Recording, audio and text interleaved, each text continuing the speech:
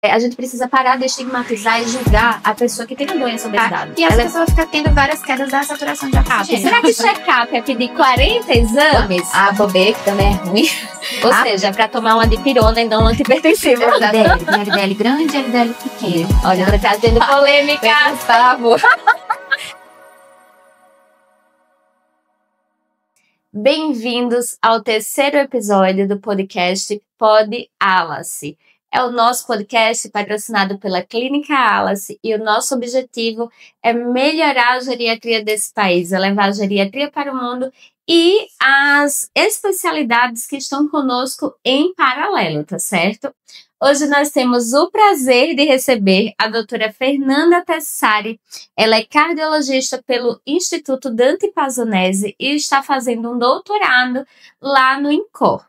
Então, vamos conversar com a Fernanda hoje. Eu sei que a Fê, ela está nichando muito na parte de síndrome metabólica, que tem tudo a ver com a saúde do coração, mas não apenas do coração, a saúde do corpo inteiro. E aí, Fê, bem-vinda. Obrigada, Andressa. É um prazer estar aqui hoje. Muito obrigada pelo convite. A Fê é nossa parceira aqui na Clínica Alice, então se você precisar de um cardiologista, fala com a gente. Vai ser um prazer, Letícia, conversar com vocês e a gente dar continuidade nesse processo. Fê, conta um pouquinho pra gente sobre síndrome metabólica. O que é a síndrome metabólica? Bom, gente, síndrome metabólica é aquele paciente, né, que geralmente tem algum grau de sobrepeso ou obesidade e que vem associada com alterações. Resistência à insulina, primordialmente, e alterações de triglicéridos, colesterol, a própria alteração já da glicemia, hipertensão arterial, enfim, outras alterações metabólicas aí associadas a esse aumento de peso, aumento de circunferência abdominal. Então, falando de uma forma mais simples, deixa eu imaginar quem é esse paciente. Geralmente vai ser um adulto ali na meia-idade que tem o peso acima do esperado, muitas vezes com aquela barriguinha de chope. Exatamente. Com o colesterol elevado, triglicerídeos elevado, o açúcar do sangue começando a ficar elevado também. E geralmente esse paciente reclama muito de fraqueza, indisposição, desânimo. Esse é o nosso protótipo. Exatamente, esse é o protótipo. Muitas vezes ainda não só com a barriguinha de chope, mas o que a gente vê muitas vezes é com uma composição corporal um pouquinho alterada. Então, aquele paciente, o falso magro, que tem uma porcentagem alta de gordura corporal por conta de um baixo volume de massa muscular. Então, quem me conhece sabe que a gente diz não à sarcopenia, que é justamente essa redução de massa muscular e força, e esse é um dos princípios do tratamento da síndrome metabólica, melhorar a composição corporal para a gente trazer um equilíbrio, tanto nessa parte de insulina, da reserva energética e tudo mais. Então, eu acho que a gente podia trazer um caso para a gente conversar sobre os possíveis tratamentos. O que o paciente chegou para você reclamando, o que foi que você identificou e fez para que ele pudesse ter uma vida melhor? Legal, eu acho que tem dois perfis de paciente, né? Tem aquele paciente, acho que um legal da gente comentar, foi um paciente que chegou para mim no consultório, já com 136 quilos, em ganho progressivo de peso, me contando uma dificuldade muito grande de interromper esse processo de ganho de peso. Já vinha com aumento de pressão arterial, aumento do colesterol, do triglicérides e uma glicemia de jejum ali um pouco aumentada, já mostrando algum grau ali de resistência à insulina também. E esse paciente era engraçado, ele mora nos Estados Unidos atualmente, então um padrão alimentar um tanto quanto diferente do nosso. E ele me contava que ele não tinha o hábito de comer várias vezes ao dia, que ele não tinha aquele hábito de comer grandes quantidades ao mesmo tempo, certo? Não síndrome de compulsão, mas aquele comportamento de precisar comer tudo que vem pela frente. Não ficava beliscando ao longo do dia, mas mesmo assim ele ganhava peso. Então eu gostaria de falar, aproveitar para falar que a obesidade, ela acontece não é porque a pessoa não tem força de vontade, tem preguiça. A gente precisa parar de estigmatizar e julgar a pessoa que tem a doença obesidade. Ela é multifatorial. Então tem questões do ambiente, tem questões da cultura, tem questões de hábitos, tem questões hormonais que vão influenciar nisso. Então vamos descobrir o que aconteceu com essa pessoa que estava nesse ganho progressivo de peso e que poderia culminar ali no fim da vida com infarto, AVC. A gente trata isso justamente para evitar esse tipo de condição. infarto, AVC, obstrução arterial, entre outras situações que é a própria diminuição da qualidade de vida. Conta aí, Fê. Bom, então esse paciente ele chegou com esse padrão alimentar meio estranho, falando para mim que ele não tinha o hábito de comer muito, então nem muitas vezes ao dia. Eu falei, tá, então vamos ver o que a gente vai, melhor estratégia para você. Ele já tinha, então, um IMC ali acima de 35, tinha já comorbidades. Então, se a gente fosse pensar até em usar medicações, esse é um paciente que teria até indicação. Mas eu pensei, se eu der medicação para esse paciente, ele vai perder completamente a fome, a vontade de comer, e talvez para ele, que ele já tá me contando que ele tem esse hábito de ficar horas e horas sem comer, não seja a melhor opção. Então, o que a gente não seja a melhor opção de usar, de repente, um Mounjaro ou um Ozempic, né? Mounjaro, Ozempic, né? Que trabalharia na redução do apetite. Exatamente. O problema não era exatamente o apetite. Exato. E aí, o que a gente fez? A gente começou a tratar a hipertensão arterial, começamos a tratar o hipercolesterolemia dele, né? O colesterol alto dele com medicação. E, ao mesmo tempo, encaminhei ele para uma nutricionista para me ajudar a estabelecer, a entender melhor como que era esse comportamento alimentar e estabelecer um plano alimentar que fizesse sentido para ele, na rotina dele, no país em que ele vive. Ao mesmo tempo, ele se comprometeu comigo a começar a atividade física. Então, 2 meses depois, eu falei para ele, ó, nossa meta aqui é tentar perder 5 a 10% do seu peso em 2 a 3 meses, que é o que a gente já vê que tem um benefício muito grande em termos até de redução disso tudo que você já falou, infarto, AVC e até mortalidade, né? E pronto, ele me retornou em uma consulta online, contando que ele já tinha perdido quase 20 quilos nesses 3 meses. Quase não, foram 22 quilos nesses 3 meses, somente com essas mudanças. Somente não, né? Muita coisa. Mas com as mudanças na alimentação e na atividade física. Ele começou a praticar tanto musculação e fazia caminhada ou esteira, alguma coisa, 6 vezes por semana, atualmente, no total. A nutricionista ajustou o plano alimentar dele, fazendo com que ele comesse proteína em todas as refeições, fracionasse ali ao longo do dia, diminuísse aqueles alimentos com uma carga calórica muito alta. Então, ele comia muito ultraprocessado. Exato, ele comia em pequena quantidade, mas tinha muita energia, muita caloria naquela quantidade. Exatamente, são aqueles com uma alta densidade calórica, né? Então, alimentos que, apesar de um volume baixo, carregam geralmente um alto teor de gordura e de açúcares, fora, né, toda conservantes, corantes, enfim, que acabam prejudicando também o funcionamento do metabolismo como um todo, né? Esse caso é muito interessante, né? Porque a gente vê que na obesidade, e hoje em dia existem várias terapêuticas, e graças a Deus, porque realmente a gente consegue bons resultados, mas a gente precisa entender o que é que a gente precisa fazer para aquele paciente que está ali na nossa frente. Então, além de tudo, o comportamento sedentário que ele tinha, que você conseguiu engajá-lo e acelerou esse processo de perda de peso, aumentou a taxa metabólica dele, aumentou a musculatura do corpo dele, né? Exatamente. E tinha mais um fator agravante, que era a apneia do sono.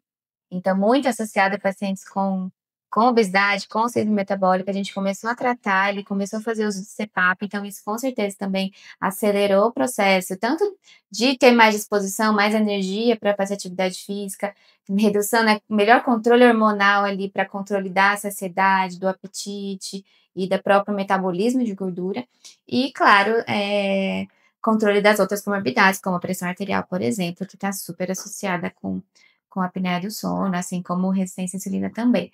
E aí ele me mandou exames recentes. E aí a gente viu glicemia de jejum completamente normal, hemoglobina glicada que estava ali na trave, já caiu para uma faixa bem mais tranquila. Só pra gente falar de uma forma que assim todo mundo consiga entender, então ele tinha um açúcar no sangue que estava ali no pré-diabetes, perto de desenvolver um diabetes, e com esse tratamento que foi bem conservador, ele conseguiu voltar ao normal. Exatamente. E assim, nenhuma medicação interferia nessa parte da glicose diretamente.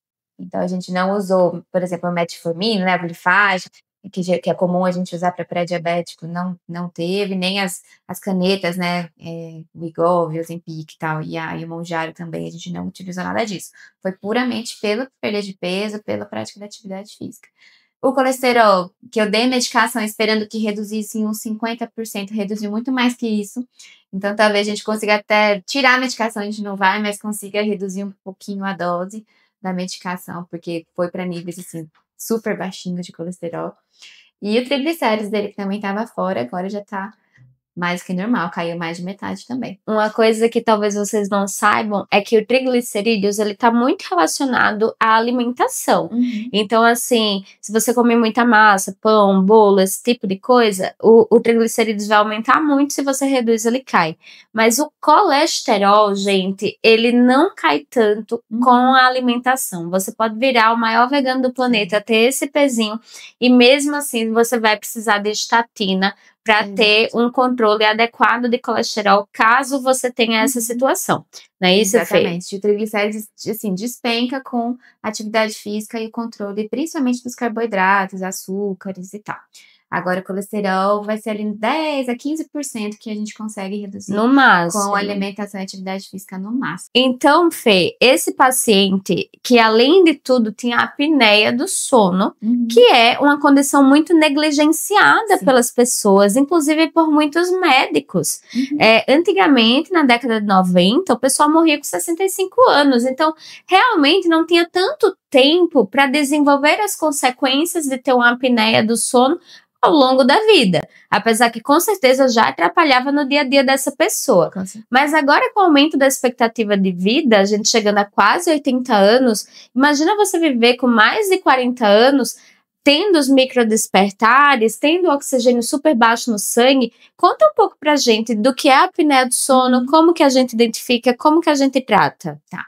Bom, a apneia do sono, nesses casos, né, a mais comum é aquela que a gente chama de apneia a periférica, né, que não é causada por nenhuma doença neurológica, assim. Então, nesse caso, geralmente está associado a um aumento de peso, a obesidade, aumento aqui da circunferência do pescoço, mais comum em homens, mas em mulheres é mais subdiagnosticada, porque o diagnóstico é mais difícil.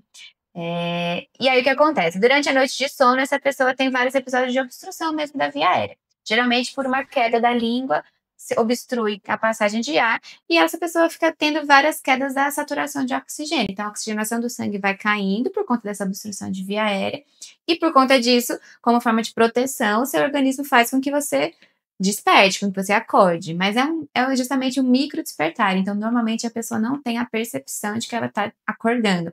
Por isso que, se você pergunta diretamente para a pessoa, ela geralmente nega, ela não sabe relatar. Dormir a noite toda. Exatamente. Então, quem que é a melhor pessoa pra gente perguntar é o parceiro ou a parceira dessa pessoa.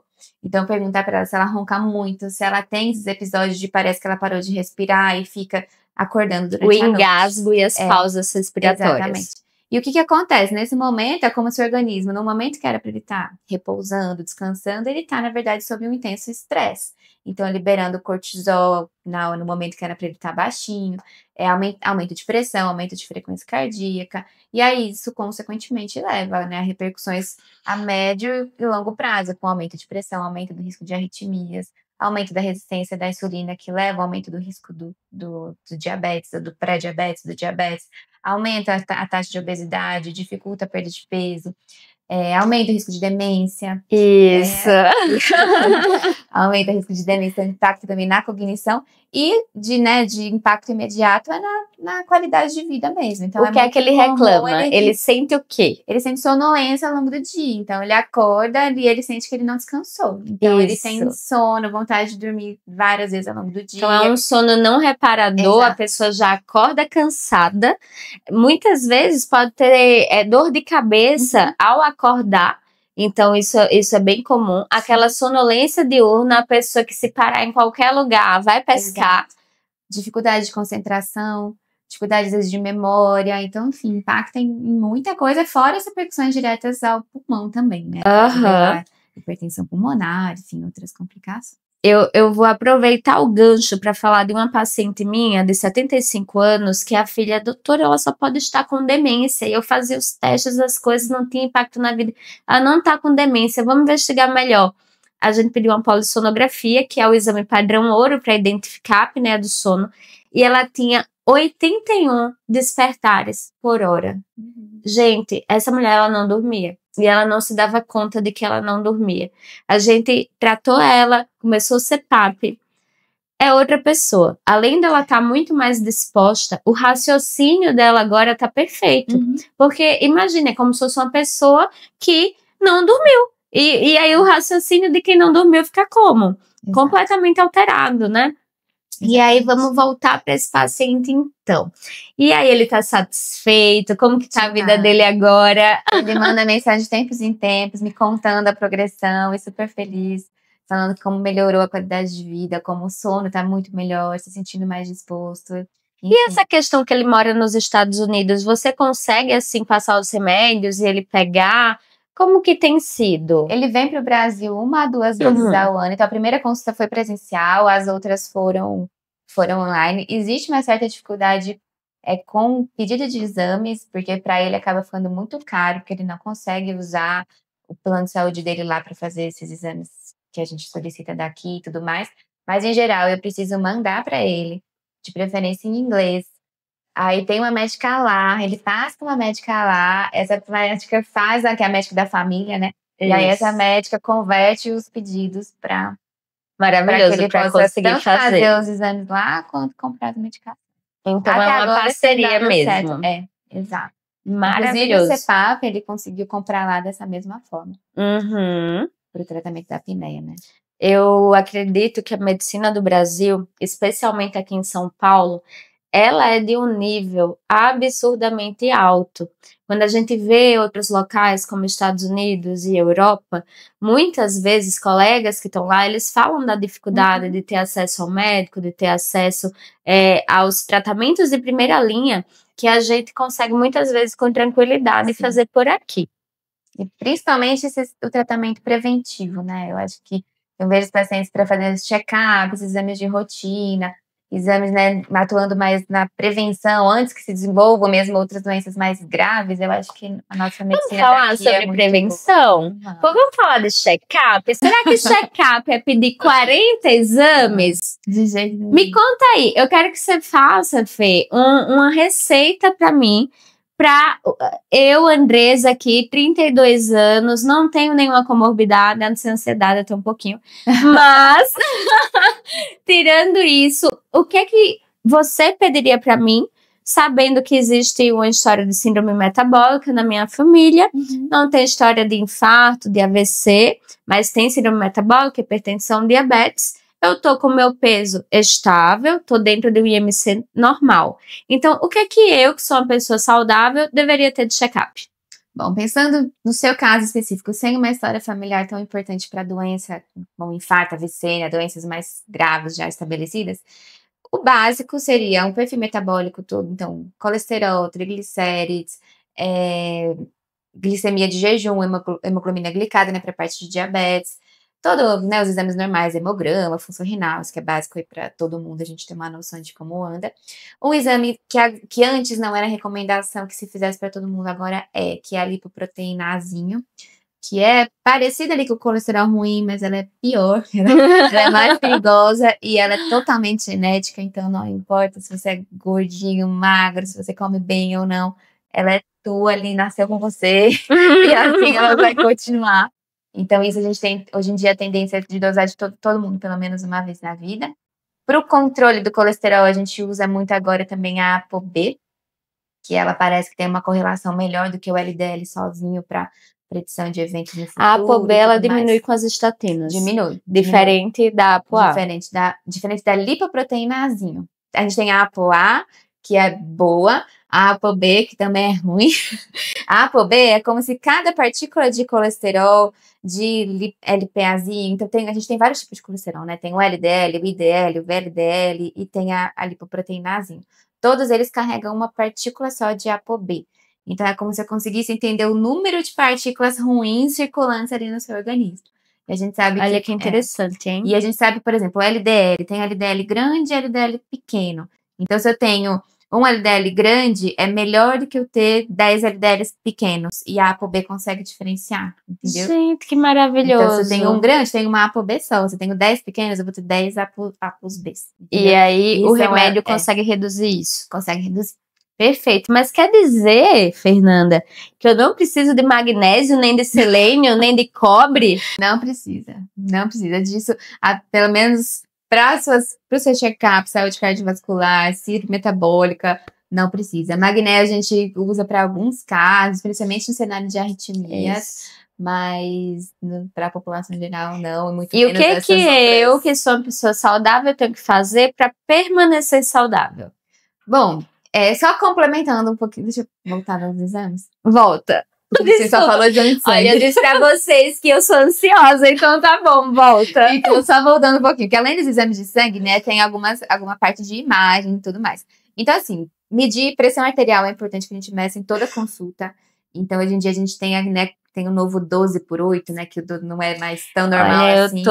Mas eu tô sofrendo com isso, porque vai até sair um post essa semana que 12/8, a gente tem que ver quem é o indivíduo que está na nossa frente. Exato. Então, para o meu perfil do paciente, que é um paciente mais idoso, mais frágil, a meta dele é 14,9, não é 12,8. E vai estar bom para ele. Então, gente, tem que individualizar, tá? Exato. Mas então, estamos falando da pessoa saudável, jovem saudável. Então, assim, a grande mensagem, acho, dessa mudança é que, assim, é importante medir a pressão sempre de todo mundo, desde cedo. Então, toda consulta médica, toda consulta, você vai passar por um posto de saúde, um pronto-socorro, vai na sua ginecologista, por exemplo, enfim, qualquer médico deve medir a pressão. E se os valores estiverem ali de 12/8 para cima, nesse paciente jovem, a gente já tem que ligar um alerta ali de que precisamos começar a verificar como que estão as outras medidas. Então, atividade física, alimentação, etc., porque é uma pressão que já está numa tendência ali de sair do valor 100% normal.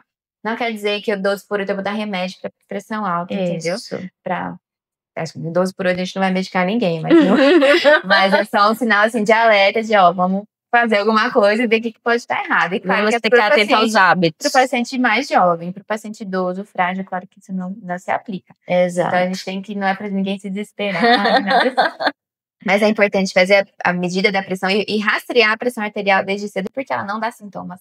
Então, a pressão arterial é completamente silenciosa. Se a gente for esperar surgir algum sintoma, a gente vai ser o infarto AVC, gente. Exatamente. Lembrando que, na maior parte das vezes que você tem uma pressão alta associada à dor de cabeça, a sua pressão elevou por causa da dor. A dor é um estímulo que aumenta a pressão. Para que a pressão, ela gere dor de cabeça em você, são níveis superiores a 180 por 110. Então, só deixar isso muito claro, porque às vezes o pessoal fica achando que está hipertenso num contexto onde é esperado ter uma elevação da pressão arterial. Exatamente. E não é o contrário, né? Não é a pressão alta, o 14/9 que faz. Ou seja, é para tomar uma dipirona e não antihipertensiva. Exatamente. Além disso, né? Ecocardiograma, eu peço pelo menos um no início do check-up para todo mundo. Apesar de exame físico normal, se não tiver sintoma nenhum, a chance dele ser alterado é muito baixa, mas eu costumo pedir pra gente ter um basal ali. A gente tem muito hoje em dia nessa questão das mortes súbitas, dos pacientes que fazem exercícios de alto rendimento e muitas vezes através de um eco, a gente poderia ter visto alguma alteração que nos ajudasse, não é? Exatamente. Então, o eco eu costumo pedir para todo mundo, teste ergométrico, principalmente para paciente que vai iniciar atividade física ou que pratica alguma atividade física de mais alta intensidade, então ou o ergospirométrico ou o ergométrico convencional. E aí, de básico, acho que são esses. Aí, ultrassom de abdômen, pra gente ver gordura no fígado, carótidas, pra gente ver se já tem alguma evidência de aterosclerose, mas para você não esperaria.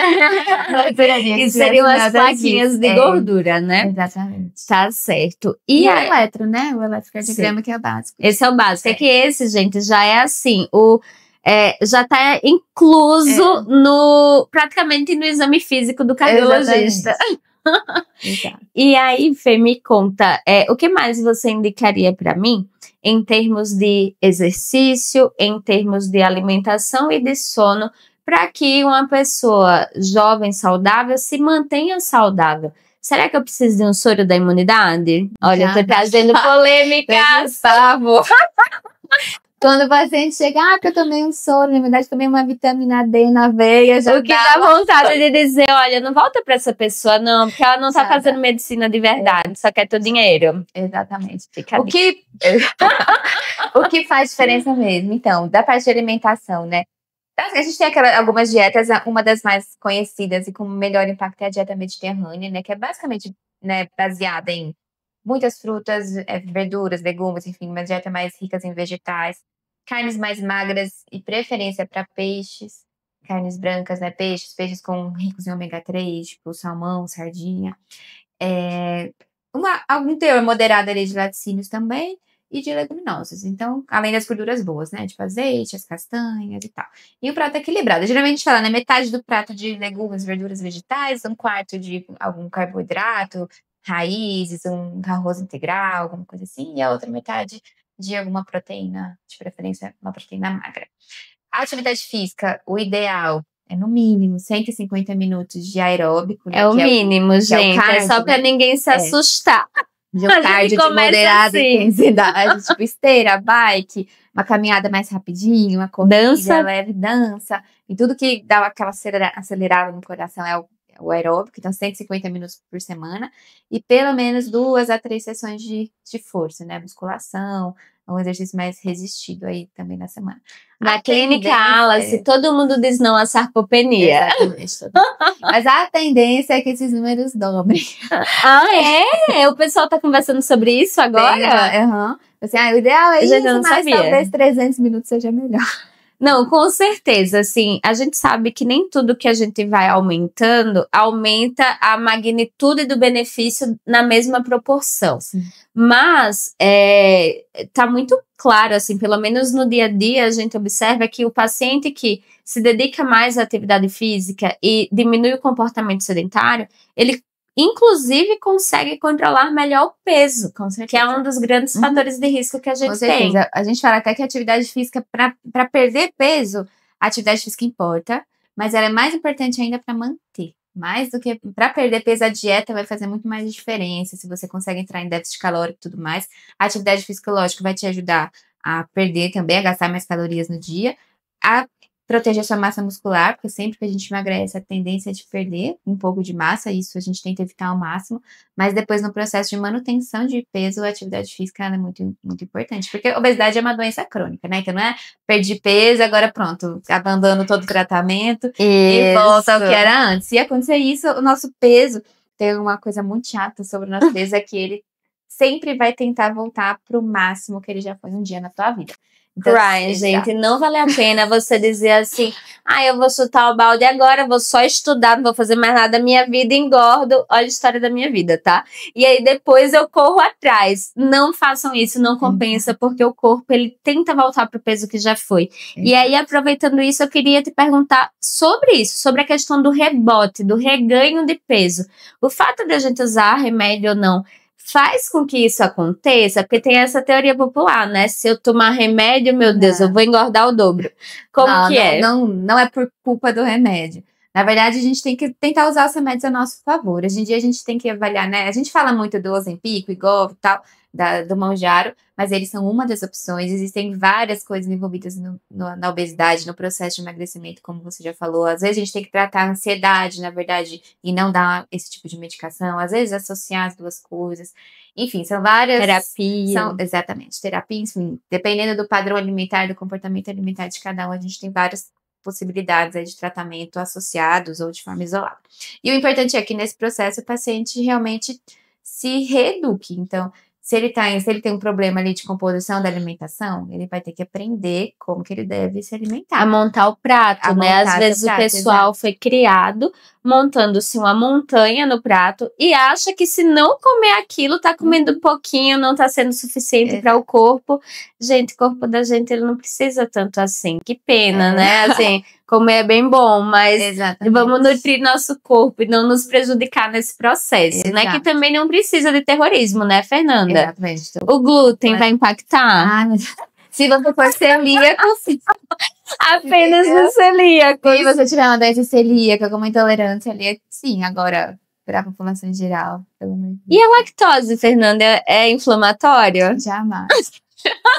Desde que você não seja tolerante à lactose, tome seu leite, seu iogurte, tem cálcio. Gente, exatamente. Saúde óssea, ela grita, tá? Por favor. Exatamente. Inclusive, uma das dietas recomendadas, a dieta DASH, né? Que são principalmente para quem tem pressão alta. O consumo de laticínios é um dos pilares, inclusive, dessa alimentação, que a gente sabe que tem ótimo impacto também para o coração. Na geriatria amam leite. Caso exista intolerância, a gente vai orientar os sem lactose, né? E aí, Fê, e o ômega 3? Protege o coração, não protege? Gente, Agora eu tô sim, ela trazendo entrou tudo isso, por quê? Porque hoje em dia a internet, às vezes, é terra de ninguém. E pessoas que têm um alcance assim, da população, né, um alcance maior, mas não tem uma formação científica em cima daquilo, ou uma formação duvidosa. Acaba fazendo com que o pessoal invista dinheiro e tempo em medidas que não são úteis, e o que de fato importa acaba sendo deixado de lado. Feijão com arroz bem feito funciona. Então, só para a gente encerrar a sessão polêmicas, fala do ômega 3. Bom, o que a gente tem de estudo para ômega 3? É porque uma coisa que eu acho que é importante falar é que a gente tem muitos estudos, né, sobre várias coisas. Só que a gente sempre tem que avaliar a qualidade daquele estudo. Então, não adianta eu ter um estudo que fala que o ômega 3 foi bom, se ele tá cheio de viés, um monte de coisa interferindo, né? O benefício pode ter sido dado por 1000 outros fatores e não pelo uso do ômega 3 em si, número de pacientes, enfim, milhões de coisas. O estudo mais robusto que a gente tem e que mostrou proteção pelo ômega 3 foi o REDUCE-IT, que é um estudo que foi feito com acho que mais de 8.000 pacientes. E qual que era o perfil de pacientes? Eram pacientes que tinham triglicérides alto e já tinham alto risco cardiovascular. Ou eles já tinham alguma doença, um infarto, AVC, ou eles tinham diabetes e mais 2 fatores de risco cardiovascular: pressão alta, colesterol, obesidade. Então, era um perfil de alto risco já. Esses pacientes já tomavam a estatina, que é a medicação, né, que a gente... Padrão ouro, Padrão ouro assim. para controle de Graças a Deus ela existe. Exatamente, para controle de colesterol e redução de risco cardiovascular. Então, eles já vinham em uso dela. Mesmo, né, para o paciente que tem um triglicérides um pouco alto, a gente prefere a estatina como primeira opção. E depois a gente avalia a necessidade de introduzir outras. E esses pacientes com triglicérides altos, usando estatina e alto risco cardiovascular, tiveram benefício com o uso de ômega 3 na formulação EPA puro, que a gente não tem no Brasil. Não existe aqui no Brasil. E esses pacientes tiveram benefício na redução de AVC, de infarto, de morte cardiovascular. Na dose de 4 gramas. 4 gramas por dia, 2 gramas de 12 em 12 horas, que é uma dose bem alta. Problemas, né? Possível viés do estudo. O grupo controle usou óleo mineral e aumentou um pouquinho o LDL e o PCR, que é um marcador, né, uma proteína marcador de inflamação. Então, a gente não sabe se o benefício do ômega 3 não foi porque o outro grupo foi um pouquinho prejudicado. Então, também tem esse viés. Mas parece que houve um benefício no grupo do ômega 3 nesse cenário. O que não significa que vai ser uma conduta realizada de forma rotineira, gente. Então, a gente sempre tem que pensar na quantidade de remédio que o paciente já toma, nas possíveis interações, se ele tem condições financeiras de arcar com aquilo. E a própria gestão financeira. Então, será que no lugar dele colocar o dinheiro nesse remédio, que praticamente não vai fazer diferença na vida dele, não é melhor ele pagar um fisioterapeuta? Não é melhor ele ir para academia? Então, eu falo que, assim, eu não gosto de perfumaria no sentido desses remédios que não fazem diferença. Eu vou no básico que funciona. Exatamente. E eu pego o paciente para vir comigo, para ele entender e ser o gestor, o autor da vida dele. Exato. E não só isso, né? A gente tem que saber que são medicações, suplementações que podem trazer riscos também. Então, a gente viu nesses pacientes que usaram essa dose de 4 gramas, teve uma tendência ao aumento de uma arritmia, que é a fibrilação atrial, e que, inclusive, aumenta o risco de estar associado, né, ao risco de AVC, que é justamente o que a gente está tentando evitar. Então, a gente tem que saber se aquela pessoa tem benefício e qual que é o risco dela tomar. Então, se eu dou para uma pessoa que não está ali no grupo de benefício, que a gente não tem nenhuma evidência de benefício, ela ainda pode não só não ter benefício, como se prejudicar. E também tem a questão da gente não ter essa formulação no Brasil, né? Então, aqui, nesses pacientes com esse perfil, né, de triglicérides e alto risco, às vezes a gente acaba extrapolando, a gente pega as formulações que tem uma dose mais alta de EPA e não do DHA, mas é extrapolação. Os estudos que fizeram com essas combinações, até agora nenhum deles mostrou benefício também. Eu acho que, para finalizar, seria interessante a gente também falar sobre a interferência, sobre o quanto o peso também sobrecarrega as articulações. Também impede a mobilidade do paciente. Muitas vezes é um paciente que tem ali filhos pequenos e não consegue se sentar para brincar com os filhos. Então, controlar a obesidade, e quando a gente perde peso, a gente entende como obesidade controlada vai trazer um benefício em diversas áreas da sua saúde, né? Então, o coração agradece, mas as outras partes da tua saúde também. Tem algo específico, assim, que você gostaria de falar sobre isso?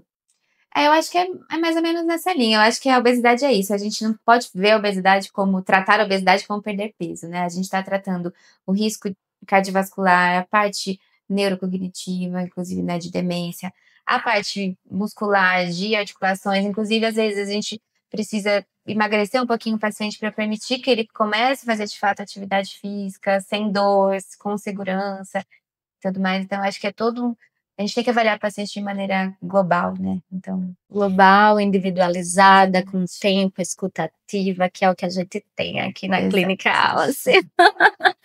Fernanda, acho que a gente está chegando para o final. Eu gostaria de te agradecer. Foi muito bom receber você aqui para ter essa conversa. Com certeza é a primeira de muitas. E aí, fala para o pessoal onde que eles podem te achar.